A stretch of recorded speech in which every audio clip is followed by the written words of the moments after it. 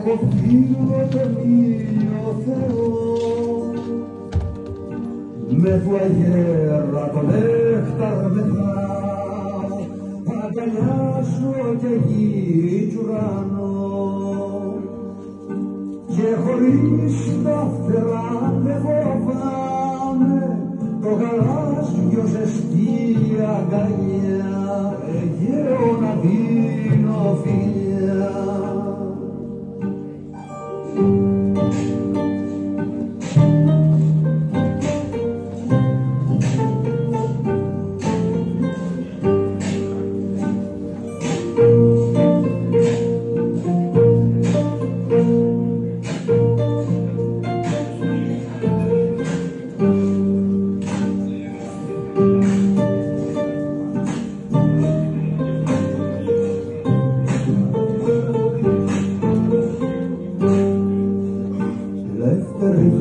Στους ανέμους ζητάω, έχω πράξει να είμαι θνητός, ανεβαίνω ψηλά κι αγαπάω, δίχως σώμα χρυσός αετός, και χωρίς τα φτερά δε φοβάμαι, Αιγαίο να δίνω φιλιά.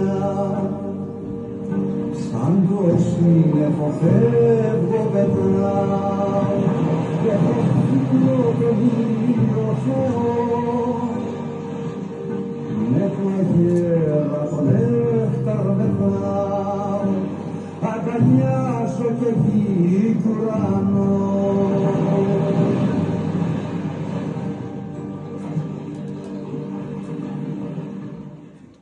Ήταν λίγο περίεργο να καθόμαστε εδώ 45 λεπτά, έτσι ακριβώς, και να μην κάναμε απολύτως τίποτα άλλο, έτσι.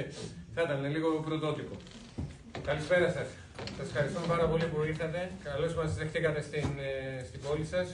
Ευχαριστούμε πάρα πολύ για την τιμή. Καταρχάς να σας στηθώ. Είμαι ο ΕΣΑΗ Εύζωνος Γαβριλάκης Νικόλαος. Είμαι πρόεδρος του Συλλόγου Ευζώνων Προεδρικής Φρουράς. Να παρακαλέσω τον Σεβασμιό Μητροπολίτη να έρθει για ένα χαιρετισμό, αν έχει την καλοσύνη.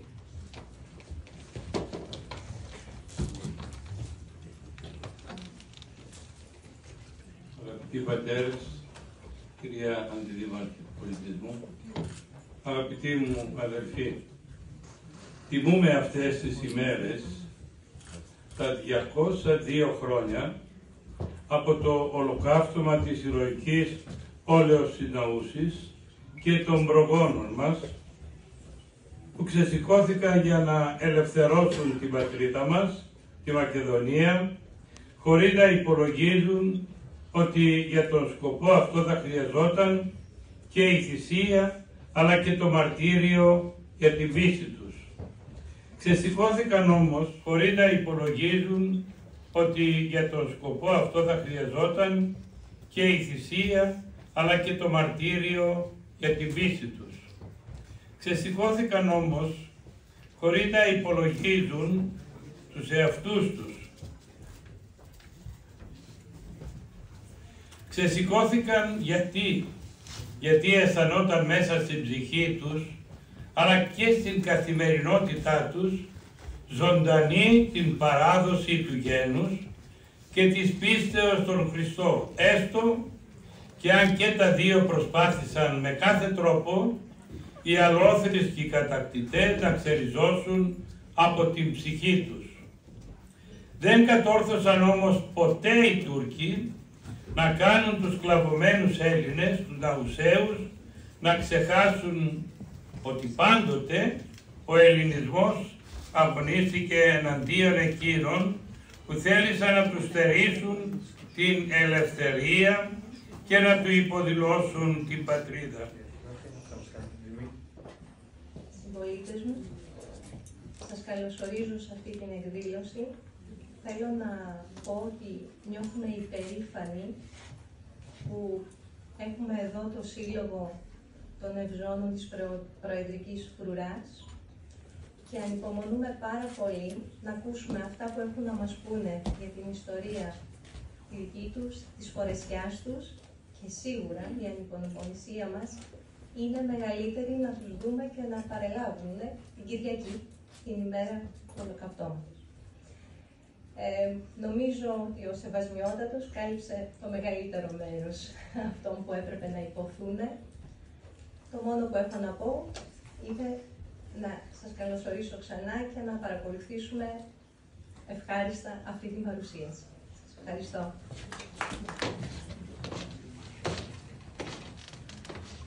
Σεβασμιότατε, κύριε Δήμαρχε. Ήθελα να πω συμπολίτες, γιατί σας νιώθω πολύ κοντά μου, παρότι κριτικός. Οπότε δεν πειράζει, θα το τολμήσω. Αγαπητοί συμπολίτες,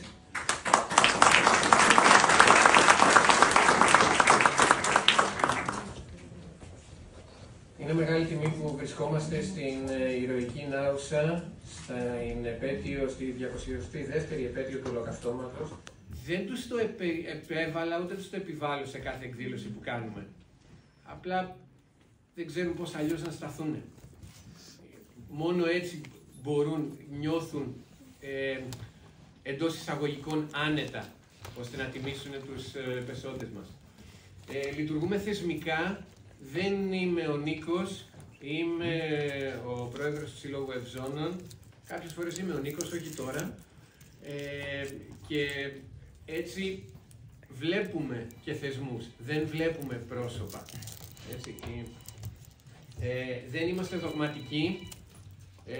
Την κτηθήσα γνώση την δοκιμάζουμε καθημερινά και γι' αυτό και εκπαιδευόμαστε και συνεχώς και αποτυγχάνουμε και επιτυγχάνουμε μαζί. Δεν υπάρχει νεκρό βάρος και είμαστε όλοι μία ομάδα. Και ένας βασικός κανόνας που δεν είναι στο δεκάλογο είναι ότι τηρούμε όλους τους παραπάνω κανόνες. Ο Σύλλογος Ευζώνων Προεδρικής Φρουράς λειτουργεί σε 3 άξονες δράσεων, τον ιστορικό και εκπαιδευτικό, όπου ο Όμηρος θέλει να περιγράψει τη γυναίκα η οποία έχει καλά σχηματισμένη μέση και η οποία ως εκ τούτου θα φέρει στον κόσμο, θα κυοφορήσει, θα γεννήσει Ρωμαλαίους άνδρες οι οποίοι θα μπορούσαν εύκολα να είναι στους μυρμιδόνες του Αχιλλέα. Κάπως έτσι κάνει τη σύνδεση. Δεν αναφέρει ρητά ότι οι Εύζωνες, που αργότερα ο όρος έγινε Εύζωνοι, είναι ο καλά ζωσμένος. Όμως στην αρχαία Ελλάδα πρέπει να έχετε υπόψη σας ότι η αρχαία Ελλάδα έχει ένα time span, έχει μία διάρκεια, όπως λένε και στο χωριό μου, η οποία πιάνει 2.000 χρόνια. Και οπότε δεν μπορούμε, όπως σήμερα δεν μπορούμε να έχουμε την απέτηση η ζωή μας το 2024 να είναι ίδια με το 24 μετά Χριστόν, έτσι δεν γίνεται και το 2000 π.Χ.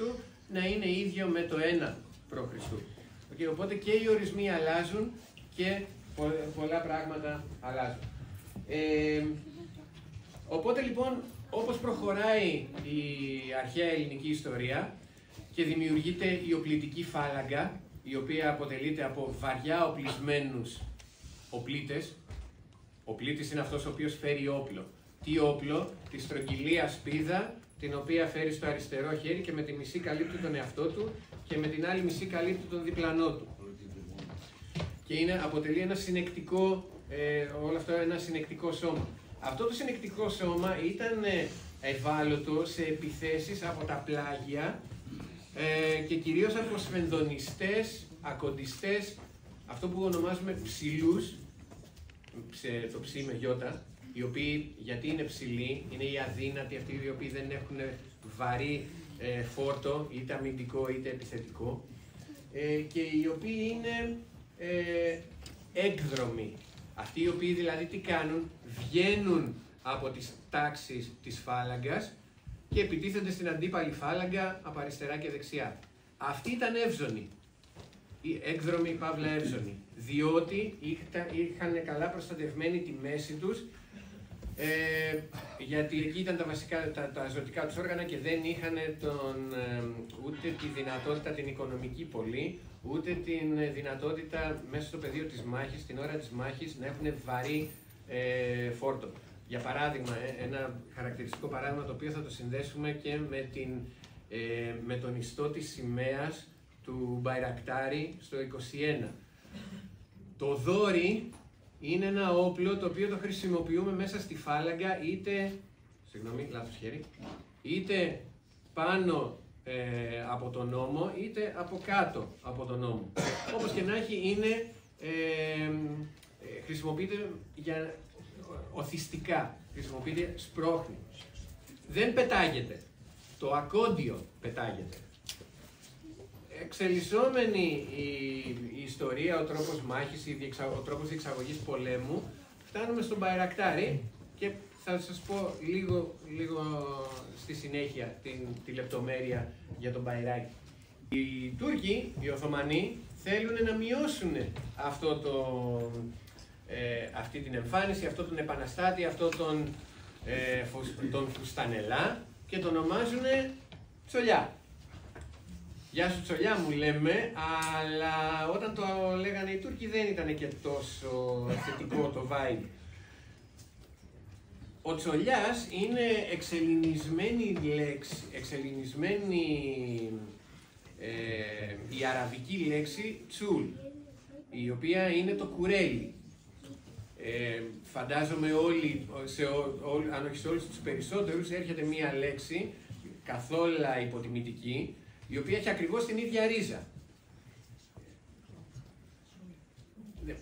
Ας μην το πούμε φωναχτά, γιατί υπάρχουν και ανήλικα στην αίθουσα. Όμως, αυτό αρχίζει και λειτουργεί εναντίον των Οθωμανών, των κατακτητών, οι οποίοι ξαφνικά βρίσκονται με τους Τσολιάδες, τους Κουρελίδες, να απελευθερώνουν τη χώρα.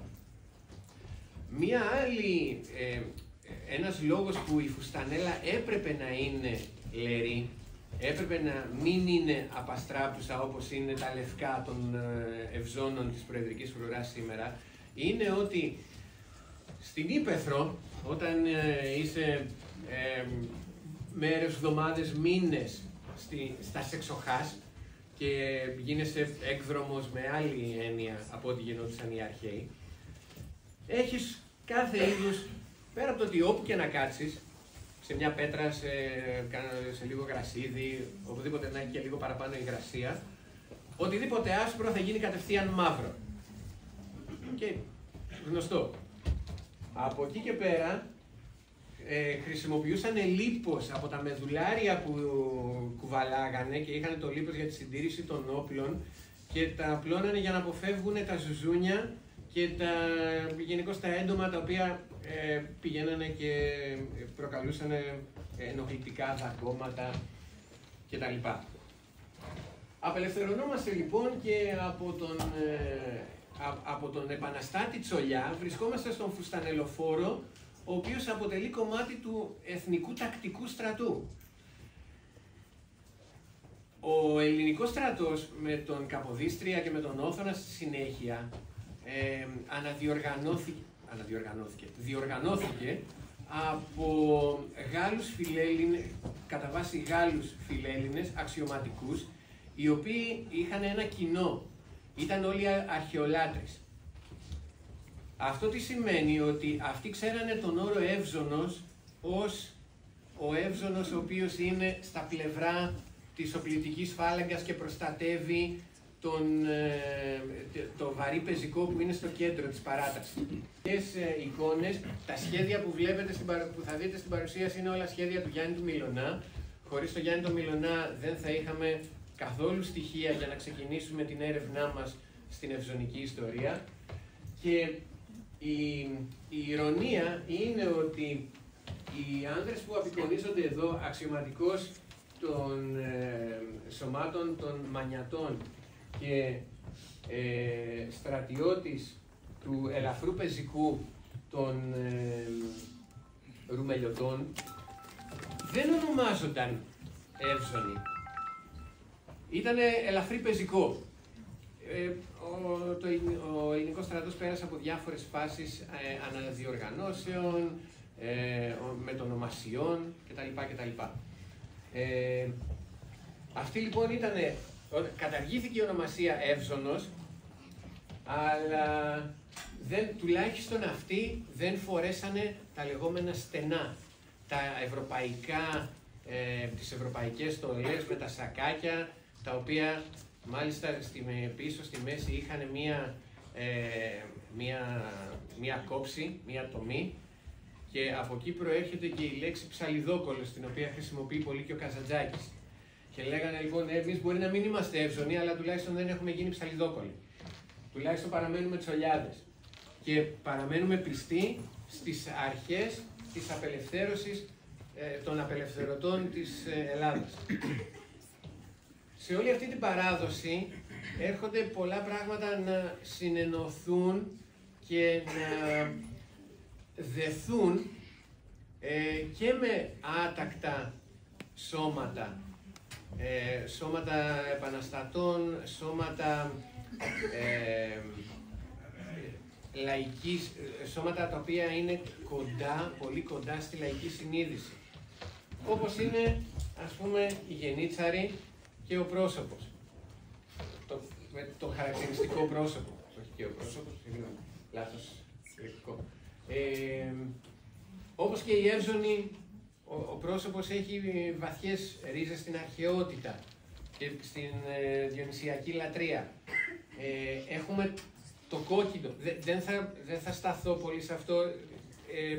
Δεν θα έρθω εγώ κριτικός να σας πω για την παράδοση, για την κληρονομιά της πόλης σας. Θέλω απλά να τονίσω τα κοινά, το πόσα πολλά κοινά υπάρχουν ανάμεσα στα κατατόπους άτακτα σώματα.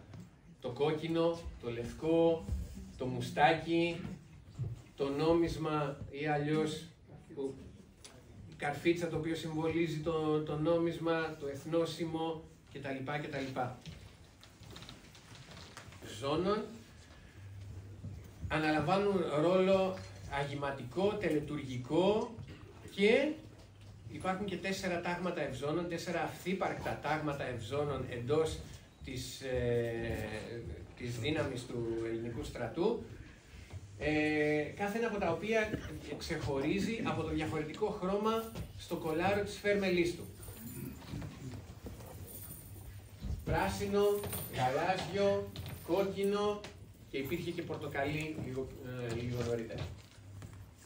Περνάμε λοιπόν, βλέπετε ότι περνάμε από τον Τζολιά, ξανά γυρνάμε στον Εύζωνο. Και αν δείτε οι στολές αυτές εδώ με τις οποίες πολεμάνε οι φέρμελοι του 1868, δεν ξέρω, εκεί πίσω μπορεί να μην φαίνεται πολύ καλά, αλλά θα έχετε την ευκαιρία την Κυριακή να δείτε ότι μοιάζει πάρα πολύ με τη φέρμελη που φοράμε και σήμερα στην Προεδρική Φρουρά, όλα αυτά τα χρόνια, και ας έχουν περάσει σχεδόν 160 χρόνια. Η φέρμελη αυτή είναι του 1868, του 1888. Το 1888 τα τάγματα ευζώνων έχουν γίνει 9, οπότε καταλαβαίνετε ότι αν κάθε τάγμα έχει δικό του χρώμα, στη φέρμελη δεν θα βγάζουμε άκρη ποιος είναι πού, και τα logistics θα είναι ένας απλός εφιάλτης. Οπότε καταργούνται όλα τα χρώματα και τα 9 τάγματα ευζώνων αποκτούν το κόκκινο, το οποίο είναι το χαρακτηριστικό χρώμα του πεζικού ακόμα και σήμερα. Και έτσι, με αυτές εδώ τις εμφανίσεις, είναι που πολεμούν οι Εύζωνοι το 1897 στον λεγόμενο ατυχή πόλεμο. Κάθε άλλο παρά ατυχής ήταν μια καταστροφή η οποία απλά περίμενε να συμβεί, στον Ελληνοτουρκικό πόλεμο του 1897. Ιτηθήκαμε, ήταν το γεγονός ότι ήμασταν οπλισμένοι με το υπόδειγμα, το γαλλικό τυφέκιο Γκρά, υπόδειγμα 1874.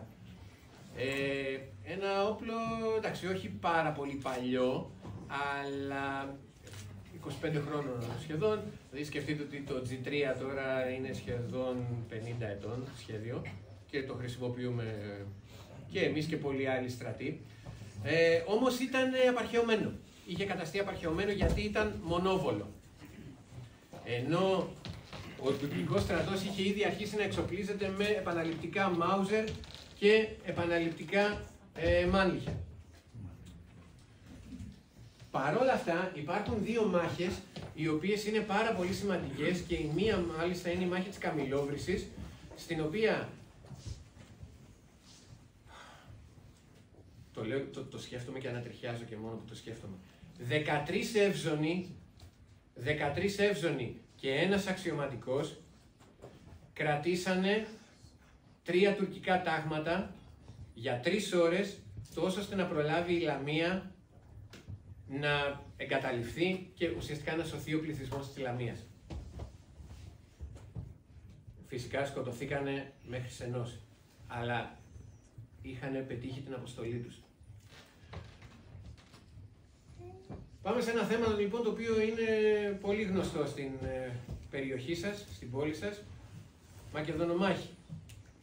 Με τους Μακεδονομάχους έχουμε ιδιαίτερη σχέση σαν προεδρική φρουρά, διότι μία από τις βασικότερες στολές, ο χειμερινός ντουλαμάς, η χειμερινή στολή καθημερινής υπηρεσίας, είναι ο ντουλαμάς, ο οποίος είναι προς τιμήν του Παύλου Μελά. Και εδώ λοιπόν αρχίζει μία βασική λεπτομέρεια, μία βασική παρατήρηση, την οποία πρέπει να κάνουμε και με τους στανελάδες που είναι μαζί μας. Η στολή της προεδρικής φρουράς είναι μία στολή στρατιωτικής μονάδας.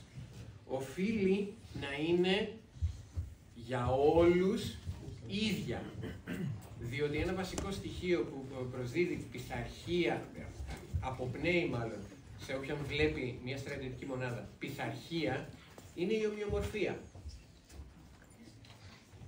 Άρα λοιπόν πρέπει όλοι όσοι είναι παραταγμένοι και φοράνε χειμερινό ντουλαμά να έχουν την ίδια στολή. Ένα σώμα ατάκτων δεν έχει τέτοια απέτηση. Ο καθένας εντείνεται με ό,τι έχει. Η ουσία είναι να βγει για να πολεμήσει. Η στολή λοιπόν που είναι φτιαγμένη προς τιμήν του Παύλου Μελά και των Μακεδονομάχων γενικότερα, όχι μόνο του πρωτομάρτυρα Παύλου Μελά, είναι ο χειμερινός ντουλαμάς που μπορείτε να δείτε εδώ, με τον φίλο Ναουσαίο Δημήτρη, και μπορείτε να δείτε σε αυτά τα δύο σχέδια του Γιάννη Μιλωνά. Σημείωση. Ο Λοχίας που βλέπετε εδώ φέρει λίγο διαφορετική στολή από ότι ο Εύζωνος εδώ. Η στολή αυτή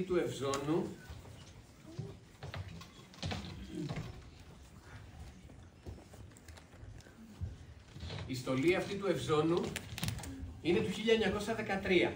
Είναι πιστό αντίγραφο της στολής του 1913.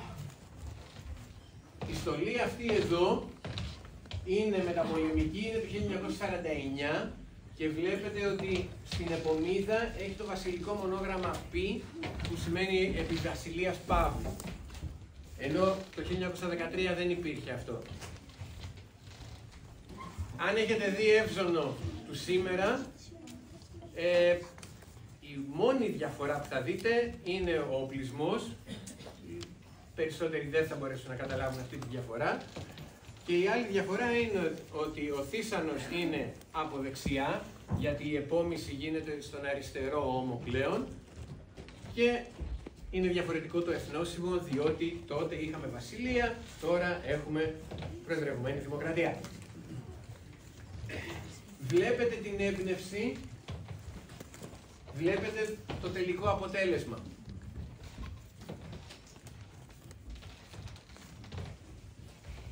Οι Εύζωνοι είναι γνωστοί για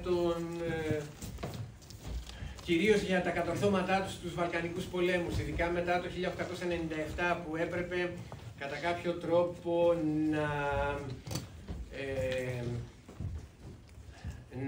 ο ελληνικός στρατός να περάσει από την κολυμβήθρα του Σιλοάμ στα μάτια του ελληνικού λαού και όλα τα τάγματα και συντάγματα του ελληνικού στρατού, συμπεριλαμβανομένων των Ευζώνων, να κάνουν κάτι διαφορετικό.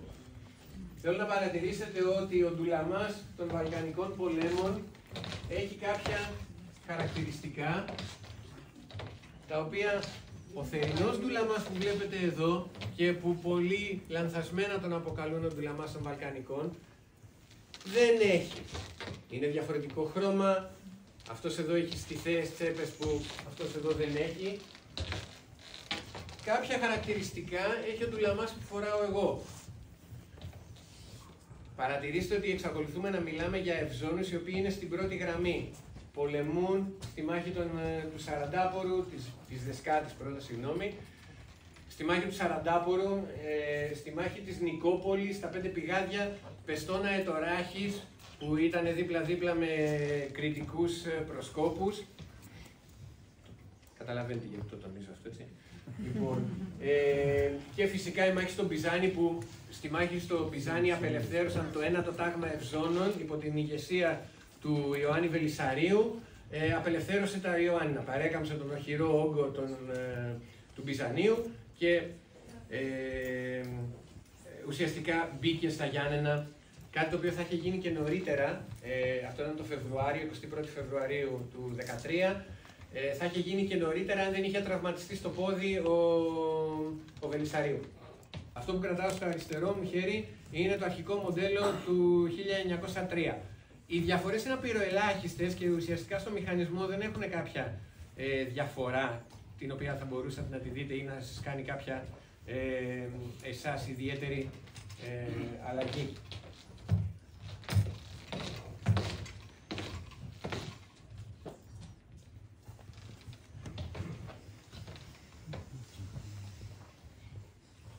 Προχωράμε στη Μικρασιατική εκστρατεία.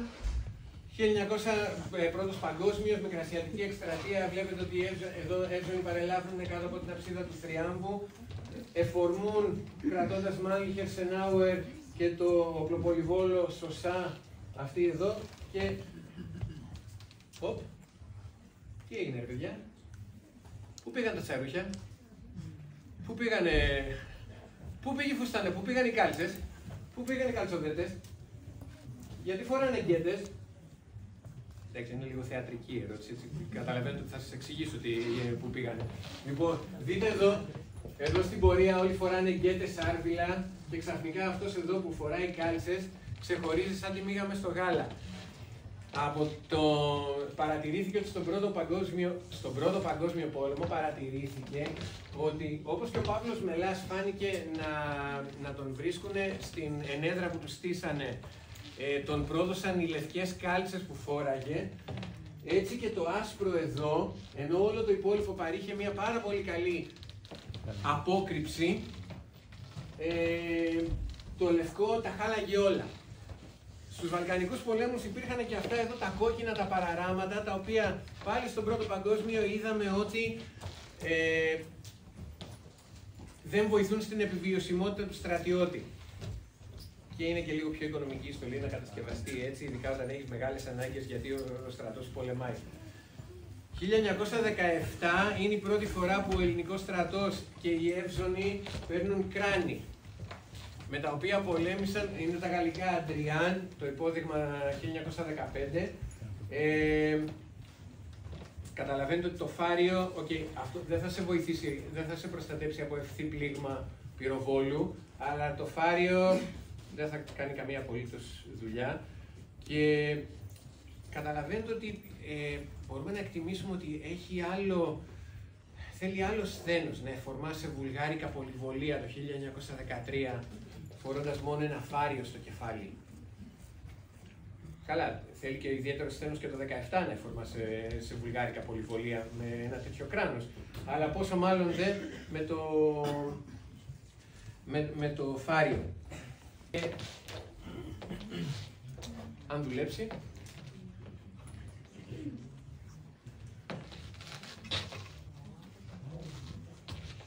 Όλο αυτό εδώ έπρεπε να τυλιχτεί στο πόδι του στρατιώτη και καταλαβαίνετε γιατί οι Εύζωνοι προτιμούσαν τις πορείες να τις κάνουν με τσαρούχια και όπως είμαι εγώ ντυμένος, αλλά να πολεμούν με γκέτες. Είναι πολύ πιο εύκολο να πολεμήσεις με άρδιλο από ότι με τσαρούχι, αλλά είναι πολύ πιο εύκολο να περπατήσεις με τσαρούχι από ότι με άρδιλο. Και εδώ είναι rewind λίγο πίσω στο 1936. Για να σας εξηγήσω αυτή εδώ η στολή, η οποία μοιάζει πάρα πολύ με του Μακεδονομάχου. Τι είναι? Η στολή λοιπόν αυτή εδώ είναι η στολή των Ευζώνων Αθηνών. Οι Εύζωνοι Αθηνών ήταν μονάδα του πεζικού, εξού και το κόκκινο στο γιακά, εδώ πέρα, οι οποίοι είχαν καθήκοντα φρουραρχείου στην Αθήνα. Ήταν ουσιαστικά η φρουρά του πεζικού. Ήταν μια μονάδα, ήταν επίλεκτη και επιστρατεύτηκαν κιόλας ως σύνταγμα πεζικού για να πολεμήσουν στα βουνά της Ηπείρου το 1940. Γι' αυτό και βλέπετε όλα αυτά τα διακοσμητικά και τα σχέδια και τα παραράματα που δεν είχαν εκείνη την εποχή. Βλέπετε ότι εξακολουθεί να είναι χακί. Επίσης, μία λεπτομέρεια, εδώ βλέπετε ότι ο Εύζωνος, ο Λοχίας Εύζωνος, είναι έφεδρος αυτός, Λοχίας Εύζωνος της εποχής του Ελληνοϊταλικού πολέμου, δεν έχει τα διακριτικά του συντάγματος, όπως θα περίμενε κανείς εδώ πέρα, στο γιακά. Η στολή αυτή απεικονίζει, όπως θα ήταν αυτά εδώ τα μπλε, αντίστοιχα φανταστείτε σε κόκκινο, εκεί. Γιατί δεν τα έχει? Διότι 11 Νοεμβρίου βγήκε μια διαταγή η οποία είπε: παιδιά, έχουμε πάρει χαμπάρι ότι οι Ιταλοί δεν ξέρουν ποιον έχουν απέναντί τους. Ουσιαστικά ο Παπάγος ήθελε να πει: παιδιά, οι απέναντι δεν ξέρουν την τύφλα τους. Πάμε να μην τους βοηθήσουμε. Και βγάλτε ό,τι διακριτικό συντάγματος υπάρχει. Δεν θέλω κανείς να ξέρει ποιο σύνταγμα έχει απέναντί του. Και η στολή αυτή, σύν ότι το κόκκινο, όπως είπαμε πριν, μειώνει την επιβιωσιμότητα του στρατιώτη της Λαμίας.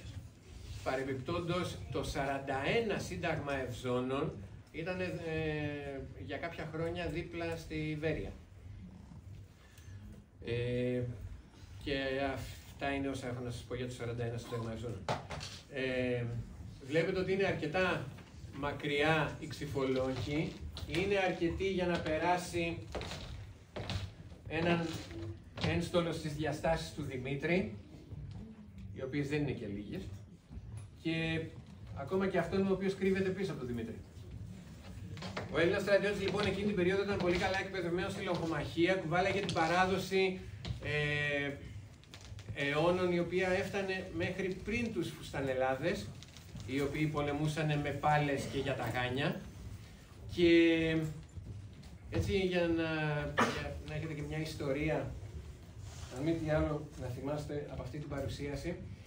Αυτή εδώ η Ξυφολόγχη που βλέπετε, στη λεπίδα της πάνω έχει χαραγμένα τα γράμματα τα οποία συλλαβίζουν την ιταλική λέξη νιούτι. Γράφεται γκνούτι, προφέρεται νιούτι. Μετά τη Μικρασιατική καταστροφή, ο μόνος που μπορούσε να μας παράξει αυτό το όπλο, το οποίο σας είπα πριν ήταν ιδιαίτερα δύσκολο στην κατασκευή του, ήταν η Ιταλική Μπρέντα. Η Ιταλική Μπρέντα, οι Ιταλοί βρίσκονταν στη σωστή πλευρά της ιστορίας του Πρώτου Παγκοσμίου Πολέμου, ήταν με την πλευρά των νικητών, οπότε σαν πολεμική αποζημίωση από την Αυστρία πήρανε τα μηχανήματα και τα σχέδια για την κατασκευή των τυφεκίων της Στάγερ. Μαζί και το Στάγερ 1903, τροποποίηση του 1914. Είναι οι θεματοφύλακες της παράδοσής μας. Είναι μέσα σε έναν κόσμο που συνεχώς αλλάζει και όπως είδατε αλλάζουν και οι ευζωνικές στολές. Είναι ένα μέτρο, ένα σταθμός ο οποίος μπορούμε να βασιστούμε στην σταθερότητά του. Στο ότι όταν βλέπεις το οικοδόμημα των αξιών σου γύρω σου να καταρρέει, εσύ παραμένεις ακλόνητος και πιστός στην αποστολή και στην υπηρεσία σου. Η στολή που φοράμε, η εικόνα που έχουμε προς τα έξω, δεν είναι κάτι το... Μιλάει στη λαϊκή παράδοση, ακούει από τη λαϊκή παράδοση, αλλά στην πραγματικότητα είναι η εξωτερήκευση των γενικών αισθημάτων, αυτών που διέπουν τον αξιακό κώδικα που φέρουμε εμείς οι Εύζωνοι, και νομίζω ότι όποιον και να ρωτήσετε, ανεξαρτήτως χρονιάς που υπηρέτησε, θα σας πει το ίδιο. Και είναι πράγματα τα οποία αλλάζουν ενώ μένουν σταθερά. Και εδώ είναι μερικές εικόνες από τις δραστηριότητες μας, προσπαθώντας να δείξουμε ακριβώς αυτό στα γυρίσματα για τη μάχη του 731, για τη μηχανή του χρόνου, σε παρουσιάσεις, αντίστοιχες παρουσιάσεις στη σχολεία, προσπαθώντας να απεικονίσουμε πώς ήταν η καθημερινότητα των Ευζώνων κατά τη διάρκεια των πολέμων, αποτείοντας φόρο τιμής στο άγαλμα του μαχητή στο Καλπάκι. Και αυτή είναι μόνο μια μικρή επιλογή από δραστηριότητες. Όπως σας είπα πριν, έχουμε τον κοινωνικό και αθλητικό άξονα δραστηριοτήτων, και εδώ χαρακτηριστικά όλα τα μέλη μας είναι εθελοντές δότες μυελού των οστών. Έχουμε όλη εγγραφή στην τράπεζα. Και αμιγώς του άξονα της ευζωνικής εφεδρείας, στην οποία προσπαθούμε να προσφέρουμε όσο μπορούμε περισσότερο. Είμαι στη διάθεσή σας για οποιαδήποτε ερώτηση έχετε. Πρώτα όμως θα ήθελα να δώσω το λόγο στον Δημήτρη εκ δεξιών μου, ο οποίος μπορείς να κινηθείς, να λύσεις το ζυγό και να κινηθείς. Ο οποίος θα σου πει δύο κουβέντες, όντας ταουσέως. Καλησπέρα. Σεβασμιότατη Μητροπολίτη, κυρία τη Δήμαρχε. Νιώθω πολύ μεγάλη συγκίνηση αυτή τη στιγμή.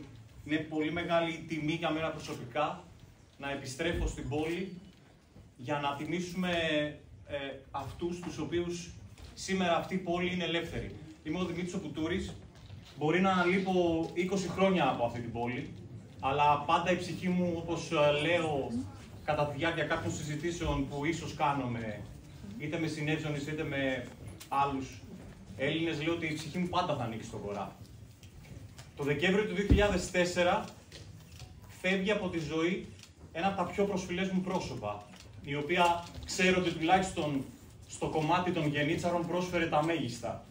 Η συγχωρεμένη κυρία Δέσποινα η Κουτούρη, η γιαγιά μου, η οποία ξέρω ότι βοήθησε από το δικό της μικρό μετερίζει για χρόνια για αυτό το δρόμενο, το οποίο είναι για την πόλη, αν θέλετε, η μεγαλύτερη πολιτιστική κληρονομιά της. Έφυγε με έναν καημό, γιατί από ποτέ δεν κατάφερα και ποτέ δεν κατάφερε και η ίδια να με δει, να αξιωθεί να με δει ντυμένο γενίτσαρο. Επιστρέφω σε αυτή την πόλη, ντυμένος Εύζωνας, για να αποτίσω όχι μόνο στους ναουσαίους αυτή την τιμή και να την επιστρέψω πίσω, αλλά και στην ίδια την κυρία Δέσποινα, αυτό το οποίο ποτέ εγώ δεν κατάφερα και της το αρνήθηκα τόσο στεναρά. Η ζωή όμως τα έφερε έτσι.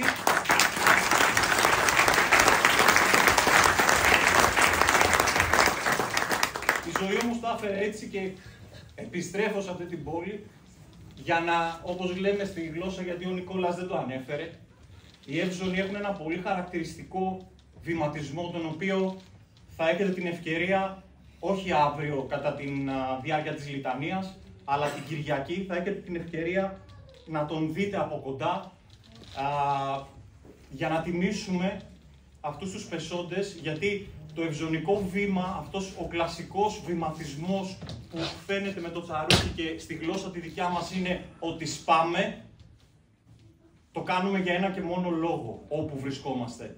Για να ακούνε οι νεκροί ότι ακόμα είμαστε ελεύθεροι.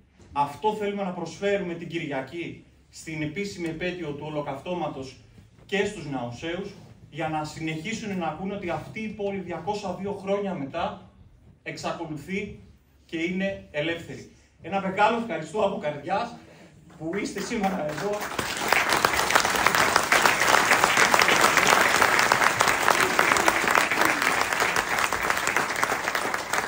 Και μας τιμήσατε με την παρουσία. Να ευχαριστήσω θερμά τον Δήμαρχο αυτής της πόλης που το Φλεβάρι μου άνοιξε την καρδιά του και με δέχτηκε στο γραφείο του για να ξεκινήσουμε τις συζητήσεις και να γίνει αυτό το όνειρο, το δικό μου το προσωπικό, πράξη, αλλά νομίζω ότι το όφιλα και το οφείλουμε και εμείς σαν σύλλογος εδώ με τα ευζωνικά μου αδέρφια, όπως λέω, αλλά και με τους πολύ εκλεκτούς,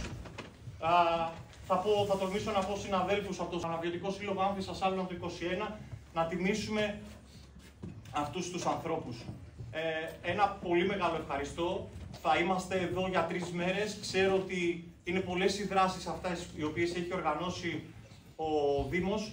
Εμείς από το δικό μας μετερίζει και σπάνια οι Εύζωνοι μιλάνε. Ο Νίκος έπρεπε να μου απευθύνει το λόγο για να το κάνω.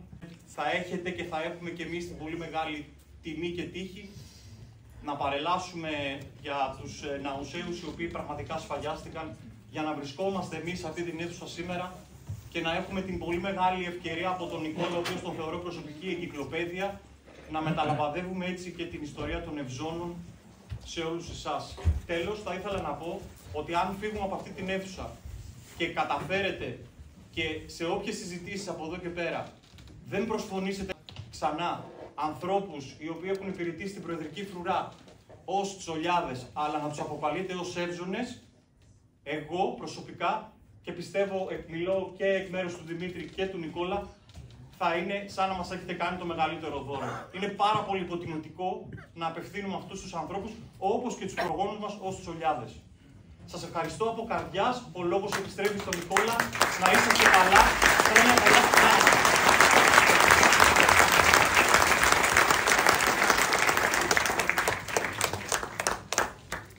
Μια τελευταία λεπτομέρεια πριν κλείσω, γιατί εντάξει, οι Εύζωνοι δεν μιλάνε, αλλά όταν πάρουν το λόγο καταλαβαίνετε. Έχουμε την πολύ μεγάλη τύχη και ευλογία μαζί μας στο Σύλλογο, στις δράσεις μας, να είναι ο Δημήτρης ο Ρίσκας, εξευγολατιού Κορινθίας ορμόμενος, ο οποίος τον είδατε στις περισσότερες φωτογραφίες του 40, στην προηγούμενη διαφάνεια, ο οποίος έχει φτιάξει με προσωπικά έξοδα, παρόλο που δεν έχει ποντιακή ρίζα ο ίδιος, έχει φτιάξει την στολή, τη φορεσιά μάλλον, του πόντιου αντάρτη, του πολεμιστή, του μαχητή του πόντιου.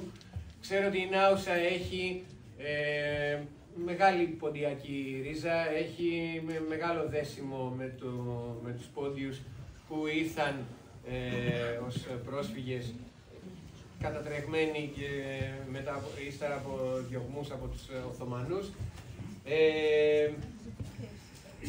Θέλαμε να κάνουμε, για πρώτη φορά κάναμε ένα πάντρεμα της στολής της φρουράς του ποντίου, με την οποία η φρουρά αποτεί φόρο τιμής στις χαμένες πατρίδες και δι στον πόντο, και την γνήσια ποντιακή στολή του μαχητή. Ξέχασα κάτι, πάντα ευζωνικά. Μίλα. Έχεις το λόγο.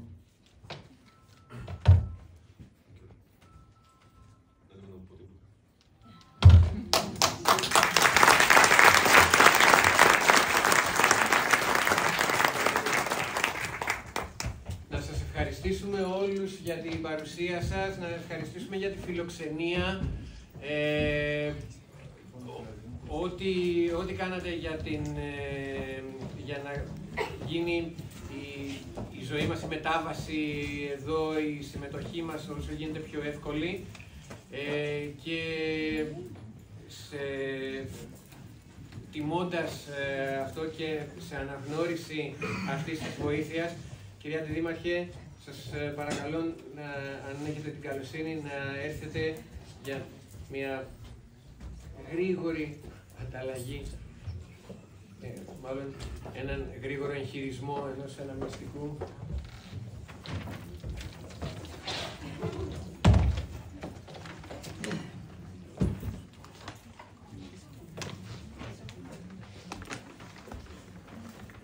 Είναι από το σύλλογό μας για το Δήμο, συνοδευόμενο από τον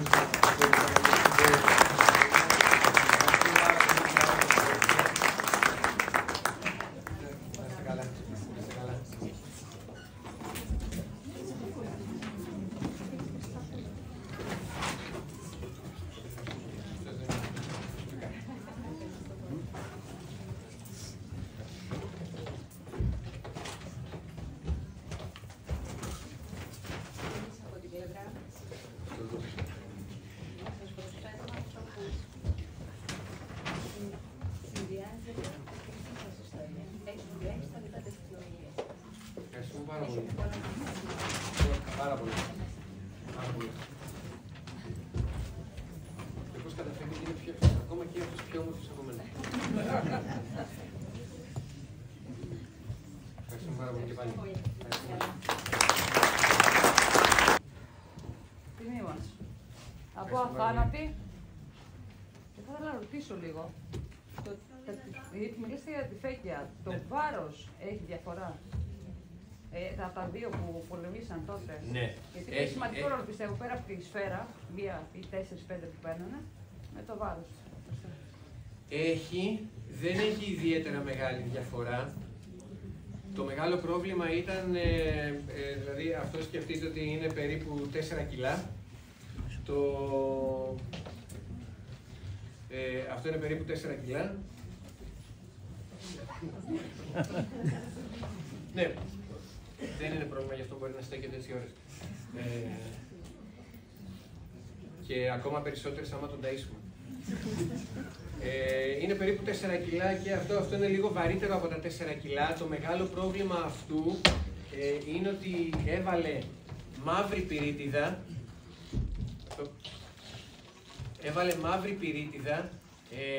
Και το οποίο προκαλεί αυτή την ομίχλη του πολέμου που λέμε και αν δείτε σε μάχες όπως το Βατερλό, για παράδειγμα, δημιουργείται ένα σύννεφο μέσα από το οποίο δεν μπορείς να ξεχωρίσεις πολλά πράγματα.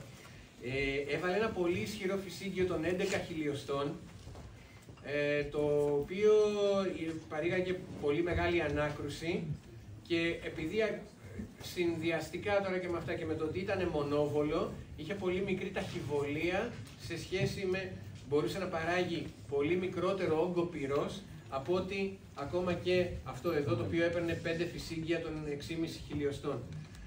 Σκεφτείτε ότι σήμερα το σύγχρονο G3α3 παίρνει γεμιστήρες των 20 φυσιγγίων των 762, ενώ βλέπω κάποιους οι οποίοι μάλλον παίζουν Call of Duty, το Mi 4 ή το Mi 16α2 παίρνει γεμιστήρες των 30 φυσιγγίων των 556.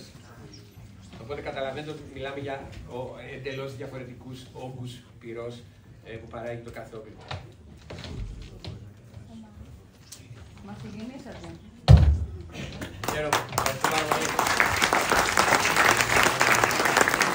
Παρακαλώ.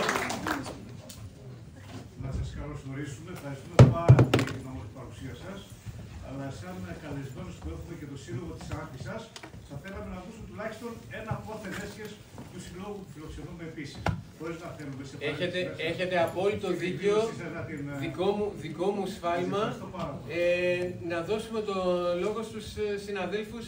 Δεν θα πω εγώ για εκείνους, να πούνε οι ίδιοι. Ευχαριστώ πάρα πολύ. Έλα πάνω.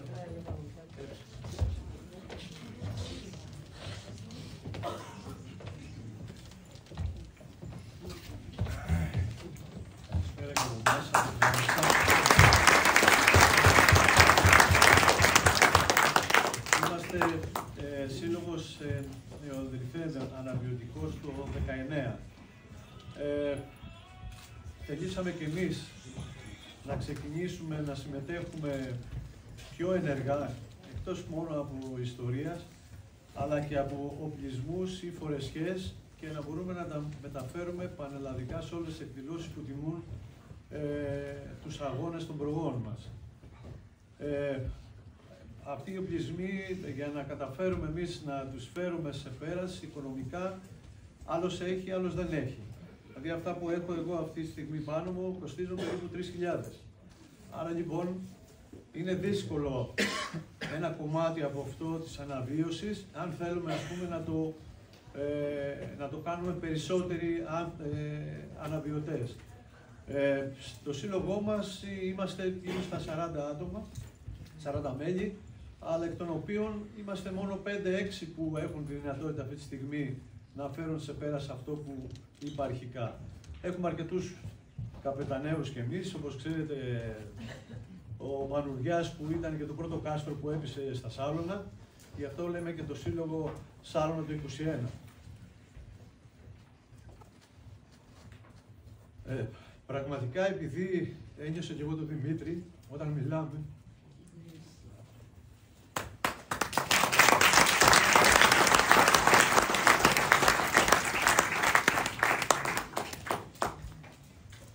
όταν μιλάμε για τους προγόνους μας, νιώθουμε συγκίνηση για το λόγο ότι δεν μπορούμε να τους φτάσουμε. Εγώ έτσι πιστεύω. Με αυτά που βλέπουμε στην καθημερινότητά μας, πραγματικά αυτοί πολεμούσαν με τέτοιο τρόπο που εγώ δεν φαντάζομαι τον εαυτό μου αν θα μπορούσα να ανταποκριθώ. Είμαι αυτή τη στιγμή 63, πιστεύω μακάρι να αντέχω να φτάσω 80 και να είμαι έτσι όπως με βλέπετε. Σας ευχαριστούμε πάρα πολύ για τη φιλοξενία.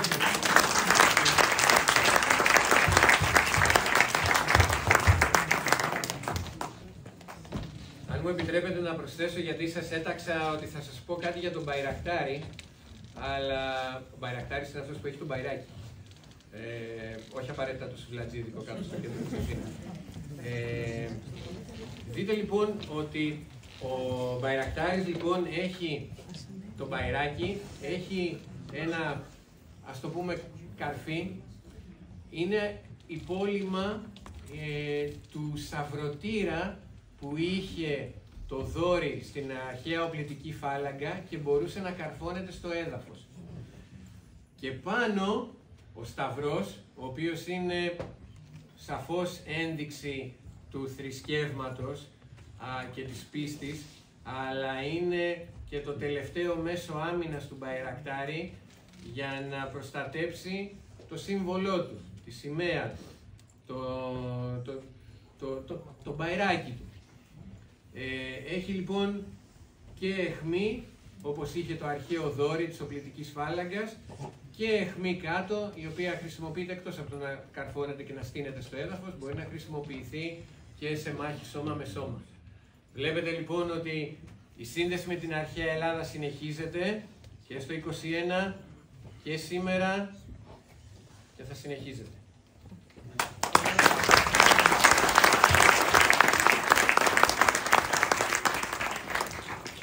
Να σημειώσουμε ότι το υλικό το οποίο δείξαμε δείχνεται για πρώτη φορά και δεν το κρύβω, έλειπε από το Σύλλογο. Πήραμε την πρωτοβουλία με αφορμή την επίσκεψή μας να μας μείνει και σε εμάς ως αποτυπωμένο κοιμήλιο για να το έχουμε, γιατί η γνώση πρέπει να μένει και έτσι αποφασίσαμε με αφορμή την Άουσα να φτιάξουμε αυτή την παρουσίαση. Θα την εμπλουτίζουμε προφανώς, αλλά να παρουσιαστεί για πρώτη φορά εδώ στην Άουσα, σε αυτή την πόλη. Έχει γίνει με πάρα πολύ μεράκι και συνήθως ήταν μόνο ο Νικόλας, ο οποίος, ξαναλέω, τον θεωρώ εγκυκλοπαίδεια και είναι, και δεν σταματάει ποτέ να διαβάζει. Συνήθως δεν υπήρχε αυτή η διάδραση. Υπήρχε μόνο η αντίστοιχη έτζονη που ήμασταν ντυμένοι και τα λόγια του Νικόλα. Πιστεύω ότι μέσα σε όλο αυτό το πανηγυρικό κλίμα της επετείου αφήνουμε και ένα στίγμα ότι τουλάχιστον αν κάπου την ξαναδείτε σαν υλικό, να ξέρετε ότι τουλάχιστον έχει παρουσιαστεί για πρώτη φορά εδώ πέρα σε αυτή την πόλη.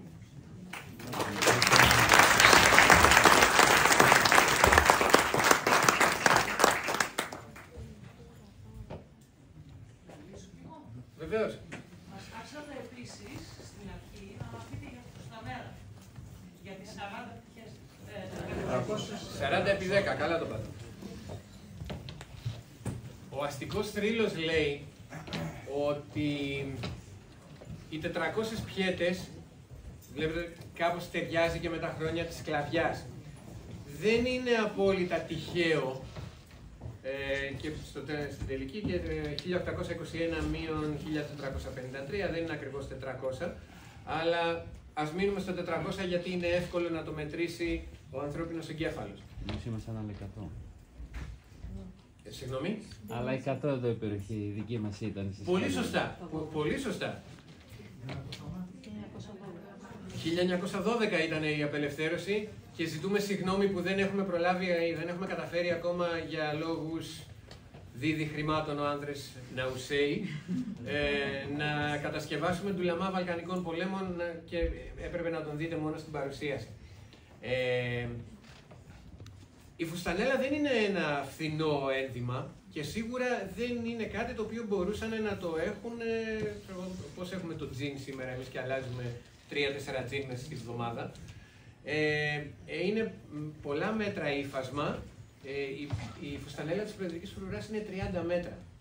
Η φουστανέλα η δική σας είναι περίπου στα 25. Χοντρικά λοιπόν περίπου 30 μέτρα ύφασμα. Εάν κάτι φθαρεί από τη χρήση, δεν είναι καθόλου εύκολο να πάρεις και να πετάξεις ως σφύρα 28 μέτρα ύφασμα επειδή σου έχουν χαλάσει τα δύο. Άρα λοιπόν εκεί τι κάνουνε, πιάνουνε και βάζουνε έξτρα πιέτες, έξτρα ύφασμα και αρχίζουν και καλύπτουνε. Κόβουνε το φθαρμένο και προσθέτουνε καινούριο. Σιγά σιγά με τον καιρό οι πιέτες αυτές αυξάνονται, διότι πολύ απλά περνάνε τα χρόνια, αυξάνεται και η φθορά. Όμως ό,τι έχει εκτεθεί στον ήλιο έχει υποστεί αυτό που λέμε φωτορύπανση. Έχει χαλάσει το χρώμα του, πώς το λένε, γάριασμα. Γάριασμα. Μπράβο. Έχει κυτρινίσει λοιπόν λίγο το ύφασμα και δεν είναι ακριβώς το λευκό της φρουράς. Πολλές φορές και στη φρουρά, όχι πολλές φορές, συνέχεια στη φρουρά οι φουστανέλες ανανεώνονται, τα φύλλα της φουστανέλας ανανεώνονται, διότι πολύ απλά έχουν κυτρινίσει από τη χρήση.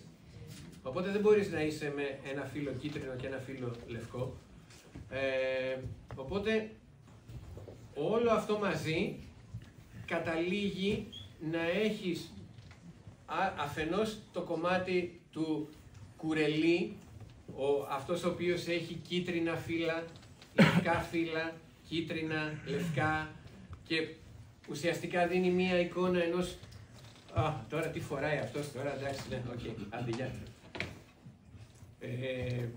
Φυσικά τις επίσημες, τις καλές τους τις φορεσιές για γάμους, βαφτίσεις, χαρά, αντίστοιχα και λύπη, τις κρατάνε όσοι μπορούσαν να αγοράσουν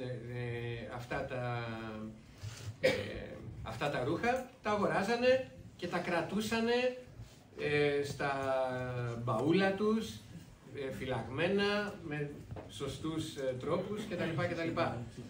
Το καθημερινό όμως ήταν κάτι το οποίο σιγά σιγά με τον καιρό προστίθενταν οι πιέτες και η λαϊκή παράδοση θέλησε να συνδυάσει αυτά τα δύο στοιχεία και όπως είπαμε το κυτρίνισμα το λίγο πιο εκτός από την φθορά με τα λιπαρά που αναφέραμε προηγουμένως προσθέθεται στην όλη εικόνα.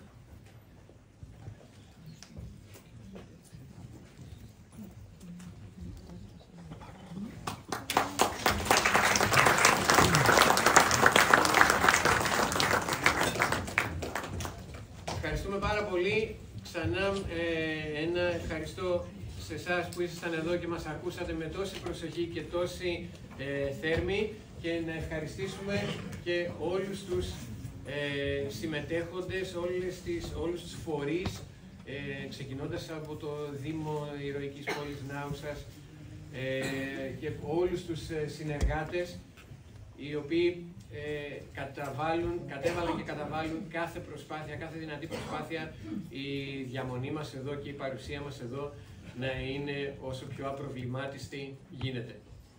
Ξανά σας ευχαριστούμε πάρα πολύ. Και χωρίς τα φτερά δεν φοβάμαι το γαλάζιο ζεστή αγκαλιά.